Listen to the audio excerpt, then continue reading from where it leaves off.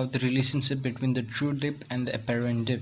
It means this expression cot square delta 1 plus cot square delta 2 equal to cot square delta. Now this question is one among the most repeatedly asked questions for the 4 marks in the examination.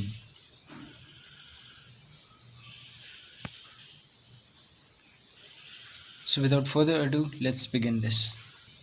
So basically this is, before understanding this, let's understand what is dip. So dip, or the angle of inclination, it is defined as the angle between the Earth's magnetic field and the horizontal direction in the magnetic meridian. So magnetic meridian is basically, it is an imaginary line which is passing through the center of the Earth, and it is joining the magnetic south pole and the north pole. Let's go deep into this first of all. So see, if this is the Earth, then normally the axis of rotation, we consider it to be this vertical. It means here should be geographical north pole and geographical south pole, but it is not the truth. The truth is that the magnetic axes of the Earth, it means the magnetic north pole and the magnetic south pole, they do not lie exactly at the center. Basically, we consider the angle between them 11.5 degrees. They are 11.5 degrees apart. So what I mean to say is that the plane which is passing through, the vertical plane which is passing through this axis between the geographical north pole and the geographical south pole, it is known as the geographical meridian. And the vertical plane which is passing through this axis, the magnetic north pole and the magnetic south pole, that axis is known as that imaginary line is known as the magnetic meridian. So that's what magnetic meridian is. So basically the angle between the magnetic meridian and the geographic meridian is known as the angle of declination, or simply declination it is known as. So what is the angle of inclination or angle of dip? Basically, if we magnify this image, we can see that this is the geographic meridian and this is the magnetic meridian, for example. Okay, this is a vertical plane which is passing. Suppose this is a vertical plane which is passing, and even this is a vertical plane. We can draw this figure somehow like this. This is the geographic meridian and this is the magnetic meridian. Now basically, if this is a geographic meridian, it is passing through the center of the Earth and it is joining the geomagnetic north pole and the geomagnetic south pole. So this way will be the geomagnetic north pole. It is joining with the geomagnetic south pole, which is somewhere around here. We do not need that.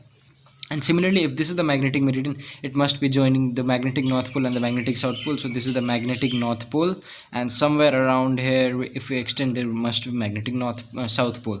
So see, if this is the geographic north pole, this is the magnetic north pole. If we see this figure, this is the magnetic meridian, isn't it? So if this is the magnetic meridian, this is the horizontal direction of the magnetic meridian, and this is the vertical direction of the magnetic meridian. So basically, the magnetic field of the Earth will be in between. The resolution of both horizontal and the vertical components will be the magnetic field of the Earth. So let us consider this by I. So if I is the magnetic field of the Earth, which is basically the resolution of horizontal and the vertical components, so the angle between this magnetic field and the horizontal component, it is known as the angle of inclination, or simply dip, which is denoted by delta. So that's what we are dealing about here. Once again, if this is geographic meridian and this is geographic north pole, this is the magnetic north pole which is joined to the magnetic south pole by a magnetic meridian. So this is the horizontal direction in magnetic meridian, the vertical direction in the magnetic meridian, and between them will lie the magnetic field of the Earth. So basically, the angle between the magnetic field of the Earth and the horizontal direction in the magnetic meridian is known as the angle of dip, or sorry, angle of inclination, or simply dip. So in this way the definition has been formed, and here we are dealing about the dip circle. Basically, the dip circle is an instrument which is used to measure the angle of inclination at any particular place. So this is the instrument we use to measure the dip or angle of inclination. Now there are two ways of measuring the angle of inclination. One way is by bringing it in the magnetic meridian, by bringing the dip circle in the magnetic meridian, and another is without bringing. And the difference between both the ideas is that if we bring the dip circle in the magnetic meridian, we'll get an angle of dip which is called as true dip. And if we do not bring the dip circle in the magnetic meridian, we'll get the angle, but that angle will not be the true dip, it will be an apparent dip. It will be known as apparent dip. Basically we get two angles from this, so delta 1 and delta 2 are known as apparent dips, and true dip is delta. So that's what we're dealing about in this formula. We'll be dealing the relation between the apparent dip and the true dip. So till now what we have done is that just a dip circle which is not in the magnetic meridian, it will not show the correct value of the dip at that place. It means that the needle, it will not be in the direction of the Earth's magnetic field because it is not in the magnetic meridian. So it will show apparent dips which are delta 1 and delta 2, but if it is brought in the magnetic meridian, it means it is in the direction of the Earth's magnetic field, then it will show the true dip, and that is delta. So if we are given this question in the examination, we'll begin somehow like this. So what we do first of all is that we consider that the dip circle, it is not brought in the magnetic meridian. First of all, we consider that it is not in the magnetic meridian, and then later on we'll consider that it is brought in the magnetic meridian. So first, it is not in the magnetic meridian, without bringing in magnetic meridian.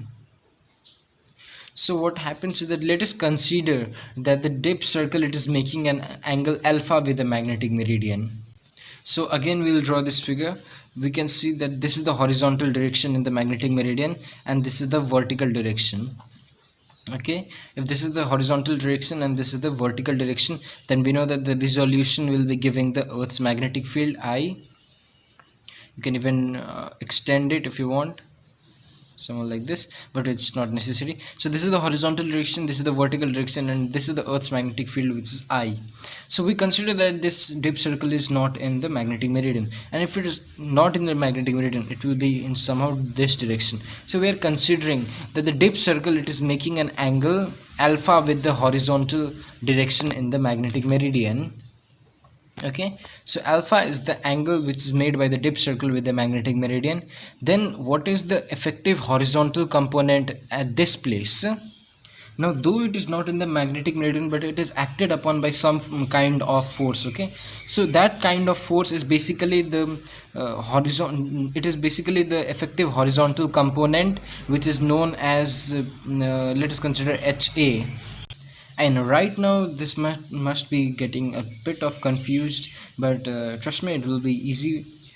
So see, at this plane, the direction of the dip circle, at this plane, the effective horizontal component which is acting upon it, it is basically HA.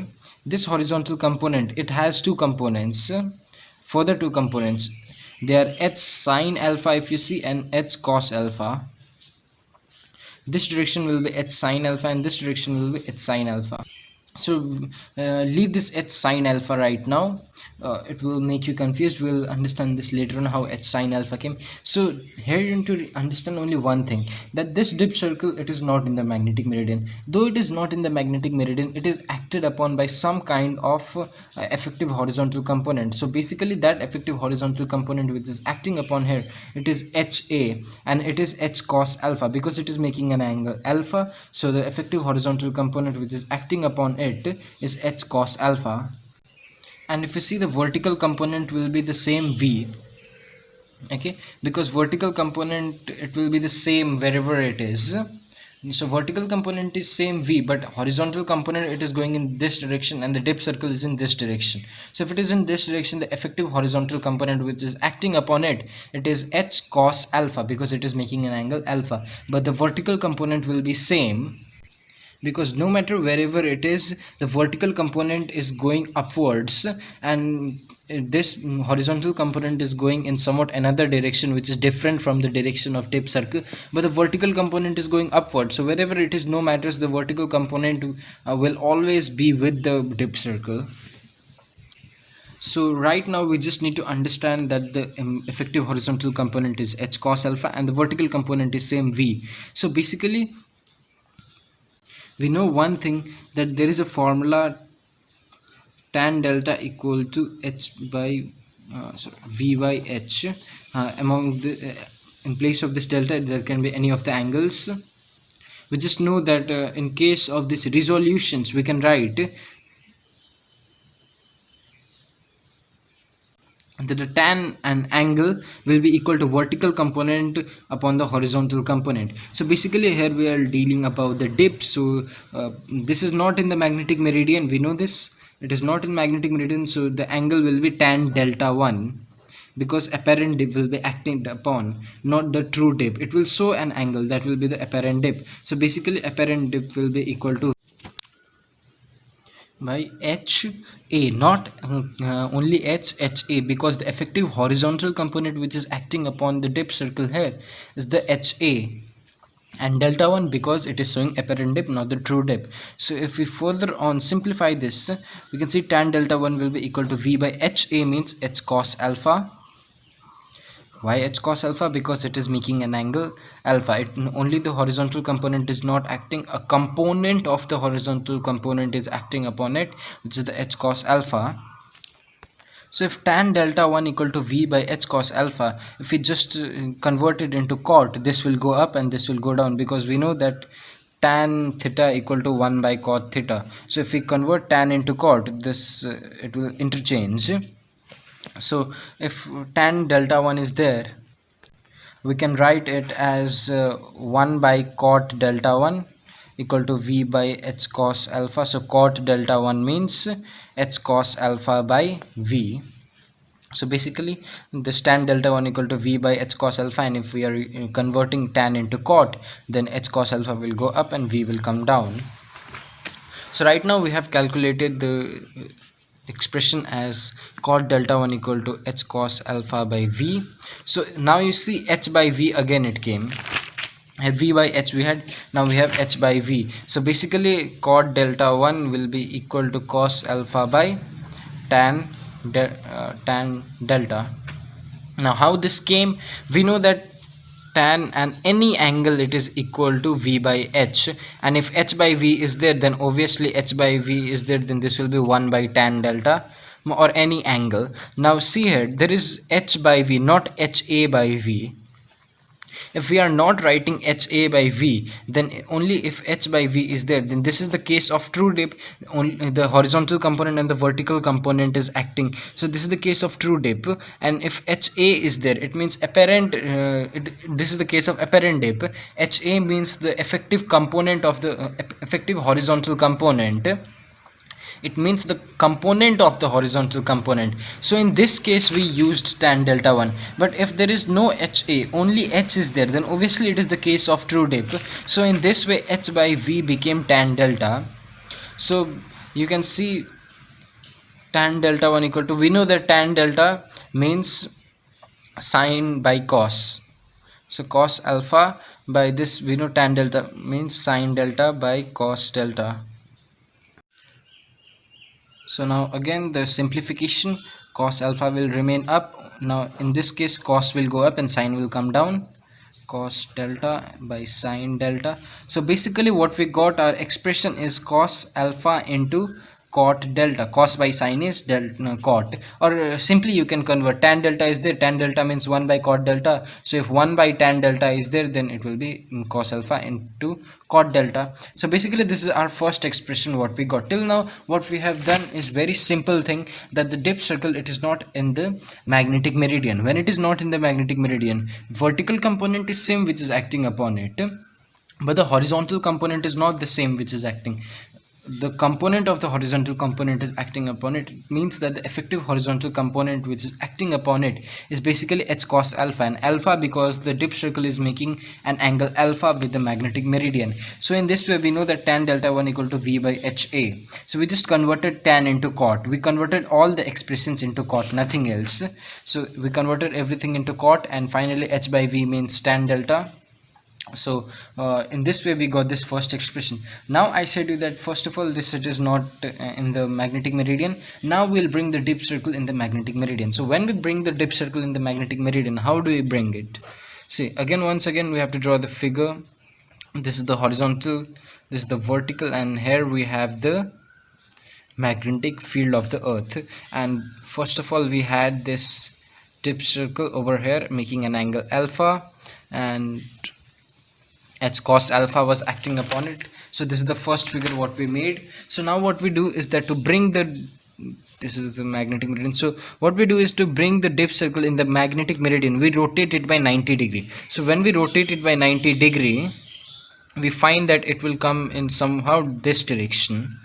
We rotated the dip circle with an angle of 90 degree, and doing this we brought the dip circle in the magnetic meridian. So when it is brought in the magnetic meridian, now what is the effective horizontal component which is acting upon it?